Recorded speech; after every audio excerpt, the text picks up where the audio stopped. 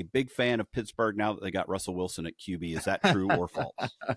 I knew you were coming up with something like that. Yeah, I don't know. I think it's his last stand, to be honest. If he doesn't make it in Pittsburgh, he's pretty much going to hang it up and, need to retire. But yeah, I was happy to see them think that was a good fit. I pull for the guy, but yeah, I think he's seen his best days. And we'll have to see. That's a long way away. And we always start off, and it's probably my fault, Donnie, we always start off talking like sports or something irrelevant to the show. And then we talk about maybe doing a sports show where we just talk about that. And then I have to rein myself in and go, but we're the Carolina Contractor Show. We talk about right. houses and buildings and stuff like that, right? Oh, absolutely. Yep. I prefer that just slightly over sports. I will try to be on my best behavior. So what is the Carolina Contractor Show all about? We kind of gave you a hint there. We like to talk about your house and DIY projects in the inside and the outside and things like that. The website's the best place to start, thecarolinacontractor.com. We also got links to YouTube. We got some videos up there. We've got our Ask the Contractor or ATC button. If you have a question about your house and you want a general contractor to answer it, Donnie's the one that will do it. You just click on that button, ask your question, and he'll give you an answer. We once in a while do a show that's nothing but answers to questions people have sent into the show. Also, Donnie is on the new season 2 of 50/50 Flip that debuted last month on Hulu. It's getting ready to come out on A&E Network. So if you want to catch him, just look for that show, 50/50 Flip. And that's been a nice break, not having to film. Correct, Donnie? Oh, my. Yeah, that was a long 7 months last year, and I really didn't know what to do with myself when it was over because I actually had some free time, more time with the kids, and actually had a personal life for the first time in that many months. But, yeah, it was an experience and definitely is paying off. I get calls literally every day about it, and people say, hey, man, saw the show, love it. And I think really the reason that it turned out so well is that we got some really good some perfect houses for flipping, and we turned a few of those into absolute gold. So when you see what the houses went from and to, I'm pretty proud of myself and the team. We pulled it off, and you don't normally see flip houses like that because folks do the bare minimum to make the most money. And basically because these were all on TV, that went out the window. So hats off to the team. We just made some magic. And again, we're not a house flipping show, but one thing you did do on the show that people can check out are some of the small changes. So for a DIY person, there were little things you came up with and did on the show to improve a property inside and out. And people tune into that show, 50/50 Flip, and you can get some ideas of little updates you can do. What's the actual wording, Donnie, for the you put framing on a wall in a house? I'm sorry. An accent wall. Accent wall. Those look great. That's something that when I saw them, I went, now I understand why they're popular, because they really make a room that is otherwise bland pop. It's so cheap too. You basically buy 1x4s, and if you have a table saw, you can rip the 1x4s in half. And they make a product called basswood, and basswood's probably the slang, but that's what we've always called it. And basswood is very expensive. You can use it for face frames, for cabinets, and so forth. But if you're only depending on the accent wall that you're going for, in most cases, you can rip a 1x4 right down the middle, so half of 3.5 inches. And normally that makes a really good stock to do an accent wall with. Yeah, it's really cool. So again, check that out, 50/50 Flip with our own Donnie Blanchard. But let's jump into today's show because it sounds kind of techie. It sounds kind of geeky, not very sexy, but it's actually very interesting. And we're not going to go into the weeds, so to speak. We're going to talk about AI, artificial intelligence. You've heard a lot about it in the past few months, in the past year, definitely. And you've heard things like Chat GPT and Genesis, which is Google. I think it's called Genesis. I've already forgotten. Gemini, which is Google's Right. AI. And a lot of people are kind of fearing AI. And so I asked AI to give me up a made up quote.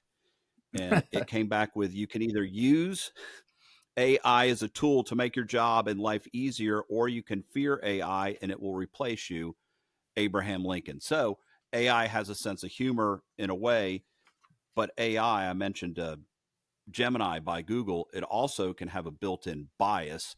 We won't go into the details of that, but you can have the creators of AI still give you, I won't say necessarily incorrect information, but information that is slanted. And we think of AI as being neutral. I guess you would probably agree with that. It should just give the facts and nothing but the facts, ma'am.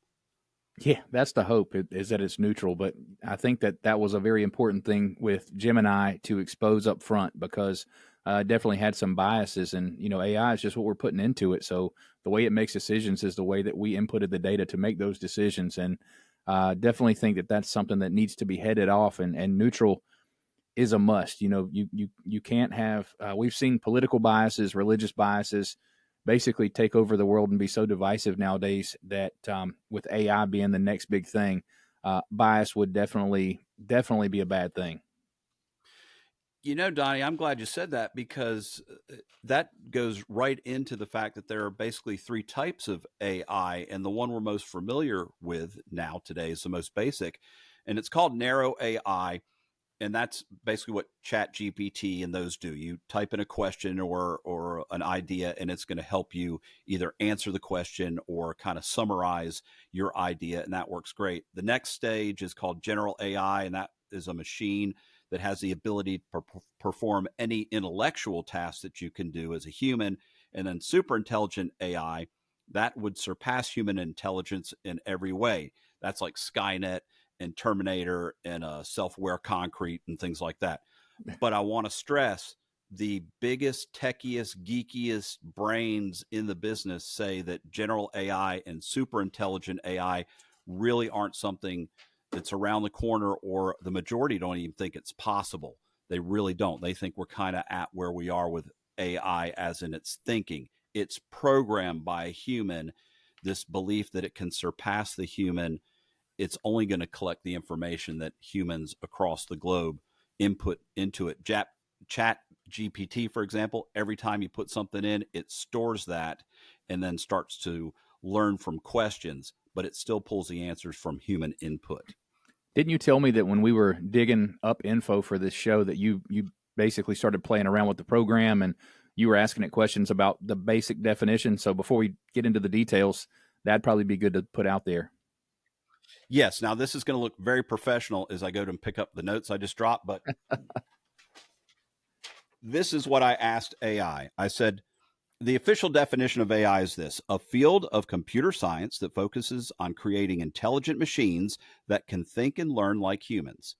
Then I asked AI to describe itself, and it said, at its core, AI is about creating algorithms and systems that can perform tasks that would normally require human intelligence. This includes things like recognizing speech, understanding natural language, identifying objects and images, making decisions, and solving problems. Very unsexy, but that's how AI thinks. It's bland and technical, and it doesn't have to be to use it. And what we want to do today is focus on the uses of AI in the world, specifically in construction. And right before we jump into it, it's already all around you and you may not know it.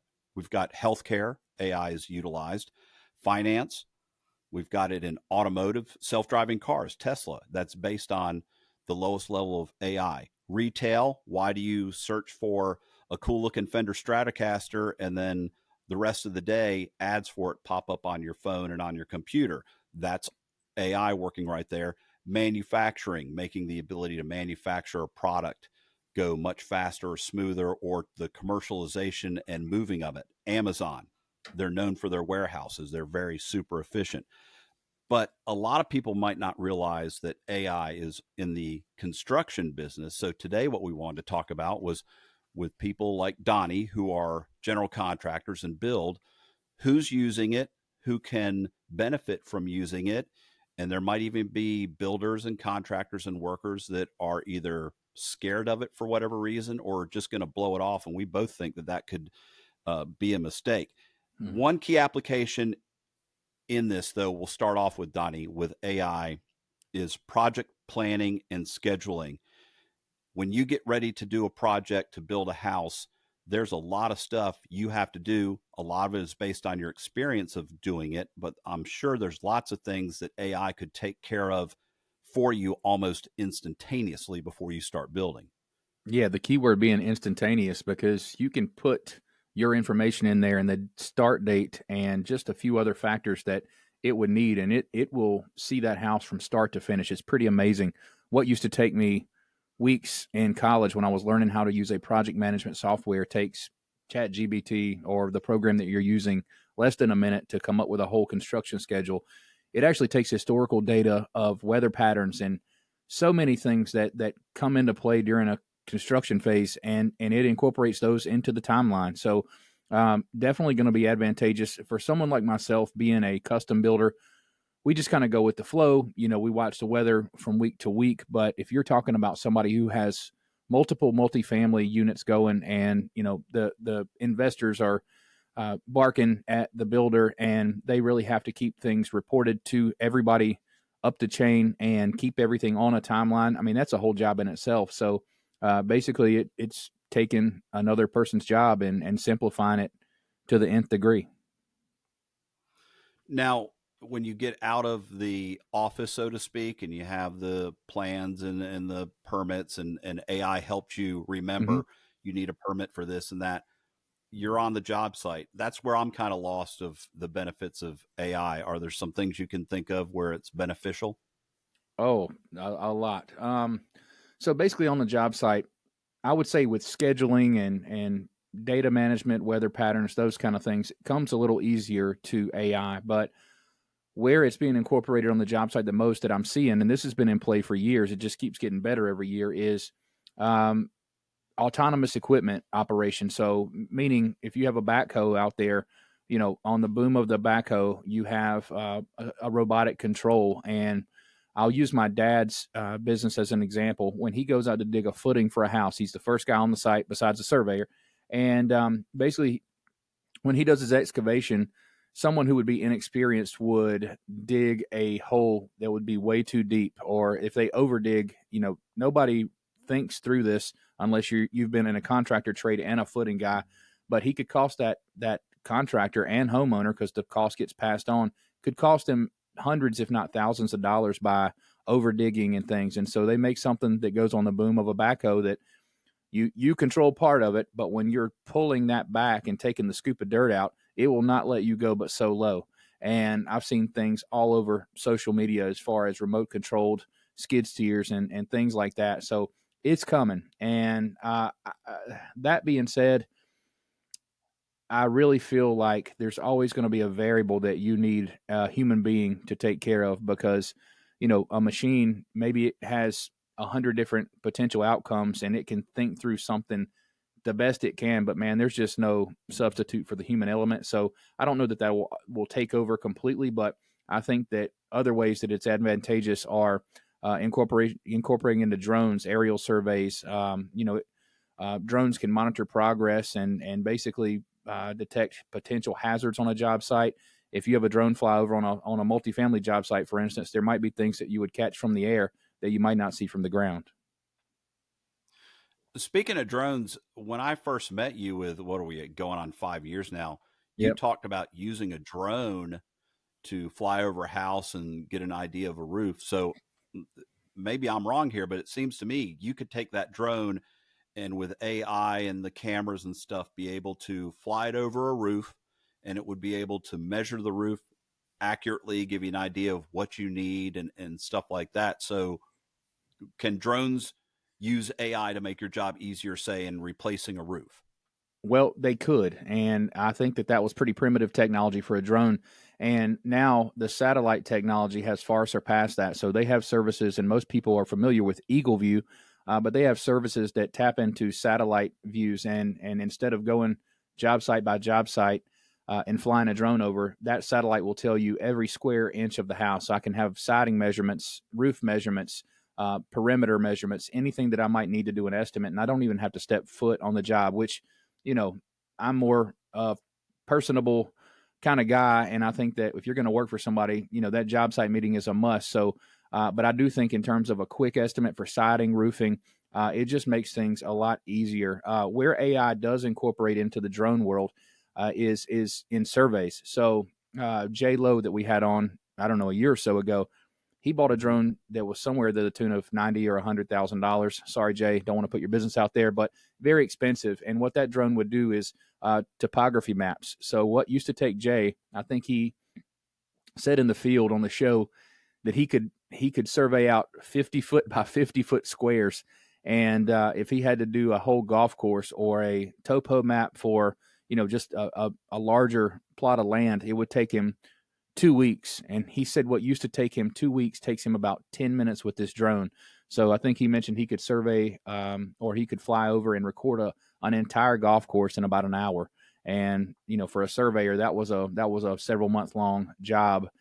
You have to plot everything, record everything, go back to the office, actually put it into a computer for the computer to put it on paper to relay to the client, and all that's changed. So only a handful of surveyors in our area have the drone with the AI capability for topography maps, but it has definitely changed the game for those guys. All right, so you kind of said it was archaic or very basic using a drone, and now with satellites and stuff, um, going over a roof and getting the basic measurements, maybe to me it seems a little basic to use AI. A flyover, looking at the land, kind of basic. How would AI maybe assist in the design phase on the property? Oh, that's a good question. In terms of the design phase, that is still it's being developed. I've seen a few apps that have taken their stab, and then I watched the basically the demo video and saw that a lot of these things they're still kind of slow to operate, and I think that is going to be a really really big deal in the next few years. But right now, kind of the primitive part of the AI. But if you're one of these folks who want to see your house in 10 different designs, and you can send a picture through an AI app. And usually those are paid apps, by the way. So if you don't do this for a living, I don't think it would be a great investment to, have a monthly subscription to something, unless that is what you're into as far as remodeling or getting new ideas for your house. Where I do think it's cool is if you can pull that off and get an AI generated recommendation for a design on a remodel for your house, or even on a new construction for colors and so forth. It gives you so many options. If you hire a designer, that designer is going to give you maybe two options, three options. And if you don't like any of them, then you've already been through the whole process. And the cool thing about the AI is that it'll crank out 10 designs if that's what you ask it to do. And some may be far out, but some may be dialed in to exactly what you want. So I like the part about more options. I guess then you could take multiple design ideas and literally, not literally, figuratively, and through AI, place them on the property. And then you would Yep. have 360s that the homeowner could go and see what would the house look like from all angles. And I guess also as a builder could see all the angles and views you would have from a potential house, a dozen plans, and take care of it in an afternoon. Right. And another thing I saw that I'm going to probably incorporate on my jobs, in the next month or so is I think I may have sent you the post on Instagram, and it was about construction being a big part of AI, or AI being a big part of construction rather. And then when you click to the next slide over, it showed a barcode on the permit box at the job site, and the barcode was linked to the set of plans. And I can't tell you how many times a subcontractor will be on the job, and they take your structural, engineered stamped plans, and they throw them in their truck and take them home with them on accident because they're just looking at the plans. But, then you've got an inspection the next day, and the inspector's like, dude, where are your plans at? Or, the sub that follows in behind them, hey, we don't have any plans on the job. And if you're in the middle of something, you kind of have to stop what you're doing because, they're at a standstill until they have those plans. But I think it's a really neat thing and a very simple thing to have that barcode on the permit box. And I did want to mention, you said IG. You did send me that link, and you can find us if you want to follow along. Everybody listening, the Carolina Contractor is on IG and social media, and we put up those links for each other, and you're free to stalk us and find it out. But that little QR code that you would scan for the construction site was very amazing because the guy was moving his phone and he could see where future structure pieces would be sitting, Mm-hmm. and then he'd move it backwards so he could see almost half the building constructed right above him before he's even put up an LVL or a truss or anything. He's like, oh, I know where that's going to go. That was a pretty amazing thing that they're starting to do. um, what challenges does IA face, though, in the construction industry? Every new technology has some sort of issue. Uh, if I had to say, I would guess implementation and basically establishing a data standard. So, from state to state, there are going to be different codes. And, construction guys, no secret, they're not the most computer savvy, and rightly so. That's a job for somebody else. But, getting somebody who's used to swinging a hammer or doing things with a pencil and paper, and they're set in their ways. I think that getting those folks to be on board with the implementation of all these AI products or AI driven products is going to be the biggest deal of all. Eventually, and I think you mentioned this earlier, eventually you're either going to have to get on board or get left behind. And, getting on board doesn't just mean the contractor. He's got to get the investors. If there are investors involved, he's got to get the inspectors, the homeowners, but, investors, inspectors, homeowners, contractor, all being on the same page is a big deal. So I believe that getting everybody on that same page before the project gets kicked off is probably the best plan to have in place. Kind of like Android and Apple. They're both Yeah. great products, but there's proprietary things there that down to the charging cords, except I think now in Europe, they're changing that where they don't speak to each other. And AI would be pretty useless if you have 10 different things Right. in the contracting or building process that it could do, but they won't talk to each other and you have to use Right. all 10. I guess like apps, they got to make money somehow, and they're going to not share that proprietary information at first. Oh yeah. Agreed for sure. All right, I thought of something else, Donnie. We've done shows on it before, 3D printing.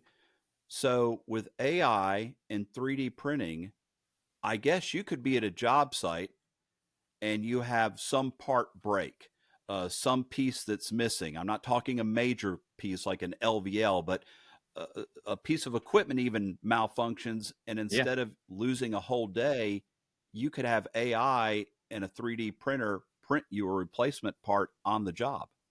You nailed it, and that's exactly how it would be used.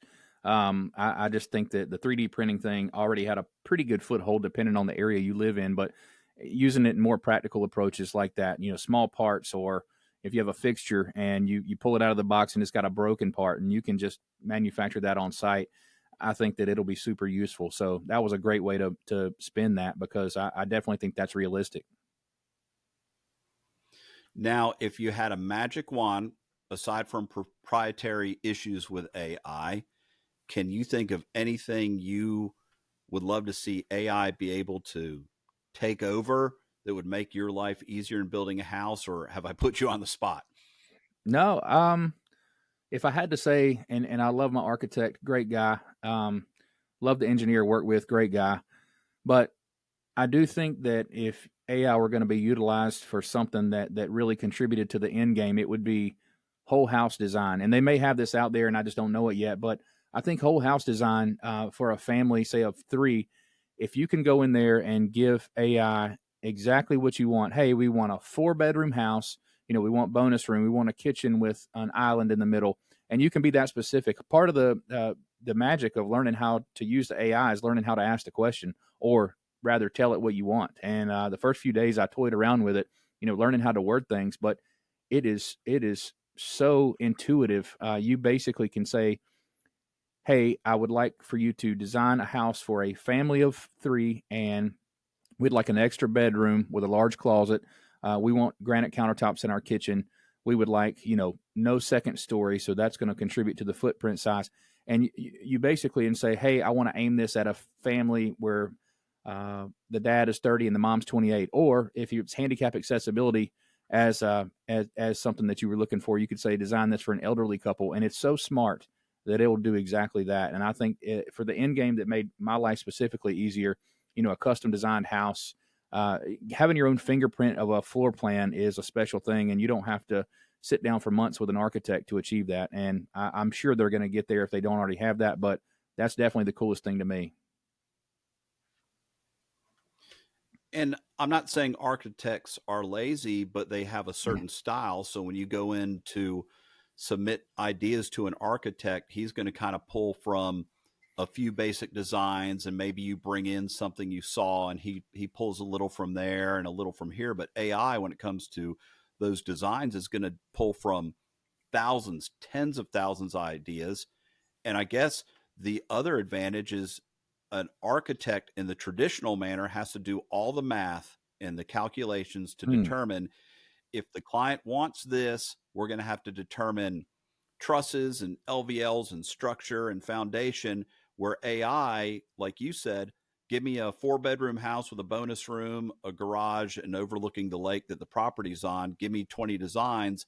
It will figure out all the engineering if to make it possible, where humans might have said either A, it's not possible, or that's going to just take too much of my time. I'm going to give them this more cookie cutter design. Yeah, I agree with that, and I think that where the human element may still hold precedence over the AIs, that you're always going to need that engineer's stamp. That being said, there's several things that I run into where maybe I don't need to worry the engineer with a dumb question, and I do think that it's almost like having an engineer at your fingertips. It's kind of like Jarvis from Iron Man. You could ask anything, and it was detailed analysis, and you've got that now at your fingertips. So instead of making the call and waiting for that engineer to give you a quick answer on, or what should be a quick answer, you may have to wait several days for that and just kind of get in line. And I think that if you have a question that doesn't necessarily need a stamp for the inspections department, that'll be definitely advantageous for somebody that does what I do.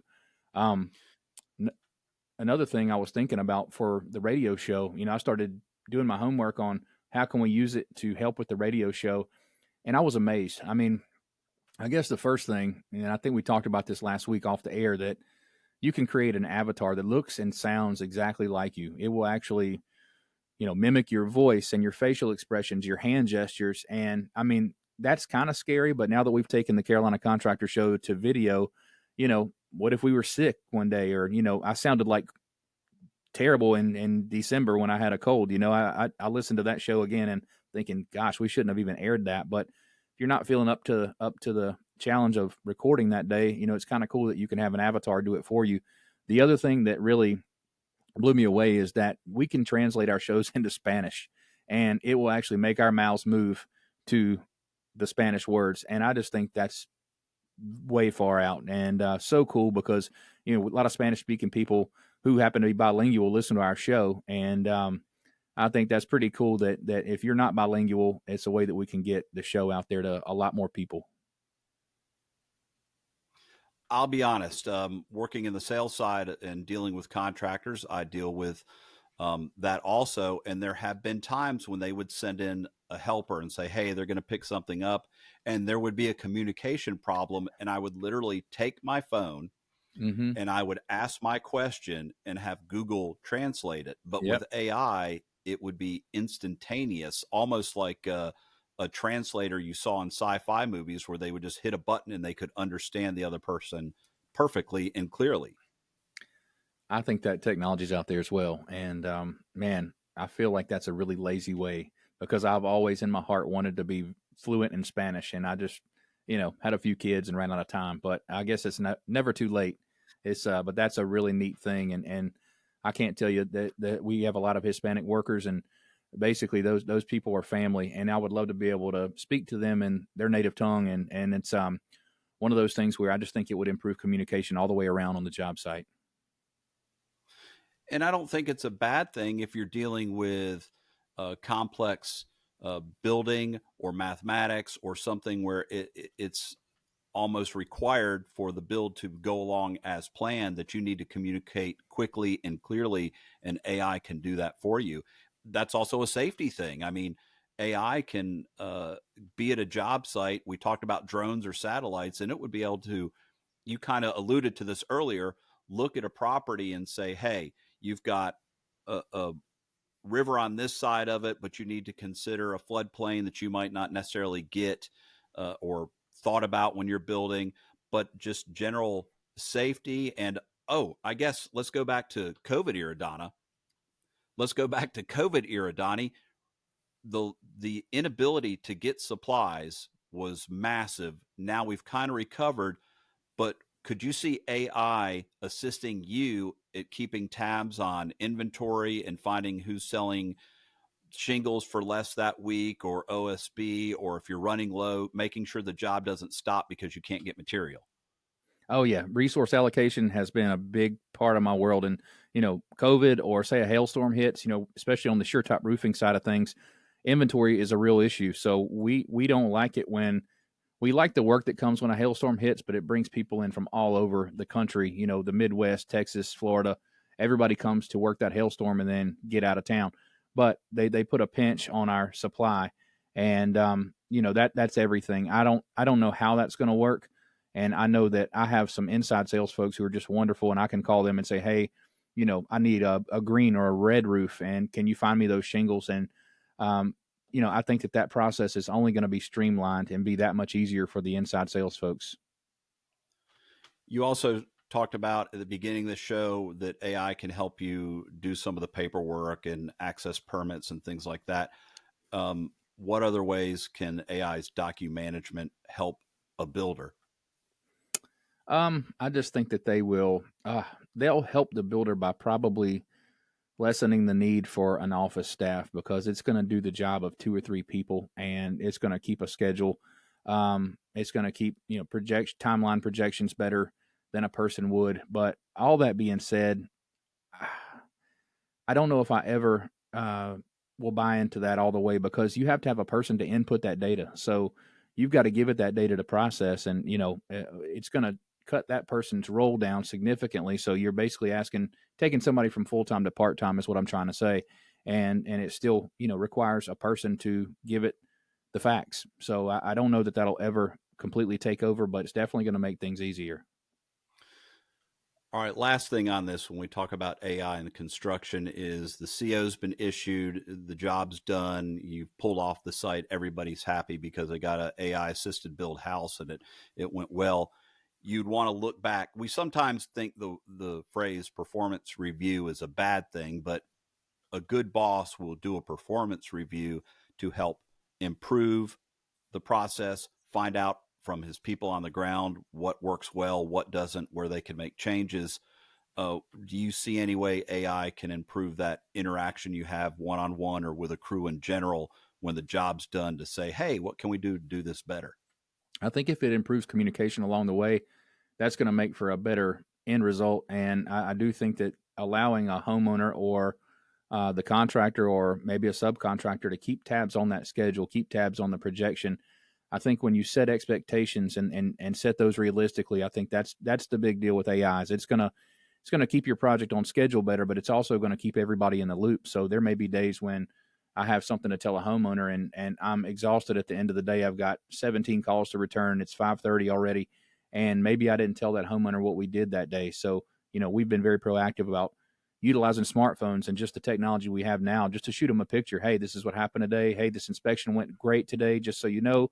And this is what's next week. So not having to worry about any of that anymore would be a dream.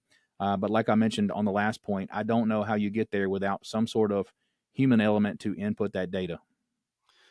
I would agree with that. I think if you could send me a text or a note, and even if AI automated it that said, hey, we finished up this part of the house today, or tomorrow we're planning on doing this, or I'd like to meet with you sometime this week to talk about the color of the exterior door that you want to see, or if you want it to be a 6 panel or whatever. I can definitely see how you can integrate it as long as it's not something you depend on 100% to do all your communication with your clients, because I know it through the sales side of it. You know it from the building side. When people can see the other human being, they're much more comfortable in that relationship. Maybe in the future, some people wouldn't care if all they got was stuff on a phone. They might be fine with that, but I don't think we're close to that. And AI is not going to be a replacement. Again, an assistant. Right. Yeah, I think the end game that will probably affect us in the immediate is that a lot of computer folks are going to lose their jobs to AI, and that's so sad. But they got to find a place to go. And of course, we've done whole shows on this. But in my world, people crab all the time about we can't find good people, we can't find somebody with a legit license, we can't find people that want to come to work every day. And if a lot of those computer folks are smart and really want a big change because they just got burned by AI, it's going to push them to construction. Anybody, you can get into construction at any age, and it would be a nice thing to see, to have a lot more competent folks in the labor force, and for all that talk about hard to find help these days to just go away.